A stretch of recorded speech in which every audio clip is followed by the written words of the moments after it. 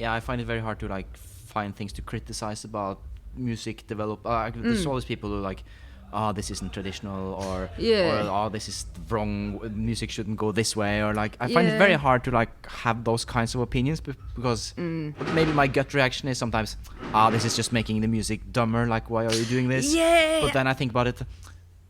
So what? Yeah, I've had that exact same thought. Like, I don't think I have always been so open to it, and I don't know that it wouldn't be honest to say that I always enjoy the way it's going. I sometimes I think it's the perfect thing and I love it. Yeah. And then sometimes I can get a wee bit frustrated with it and I just want to hear a tune, and there is a bit of both. And I think I would have been probably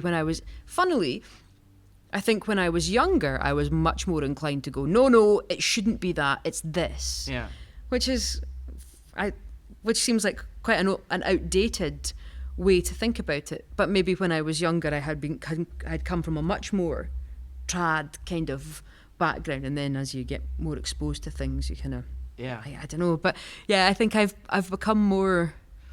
Maybe it's more understanding of it. Yeah, I think that's part of it, because I think I have like similar experiences. Like when I got into, and I think this is also very typical, when I got into trad already as an adult, I got really invested in it, and like, oh, these are my heroes. Like, like no one's ever gonna be better than the Dannon. Yeah, that's the greatest band ever. Like, why bother? Yeah, why would anybody? Why would you try to make new music? Destroy music. The Dannon have already done it. Yeah. Leave it. Yeah. I think that's definitely part of it. But even I guess not even in folk music. Like a couple of years ago, I went to see a singer. I went to see Ray LaMontagne, who I'd always loved from when I was a student, and I had loved his first 2 albums. And I had seen him, I think, maybe 3 or 4 times when I was a student. I thought it was amazing. And then about 4 years ago, he came over. He was back on tour in the UK. I thought, I'll go see Ray LaMontagne again. I love him.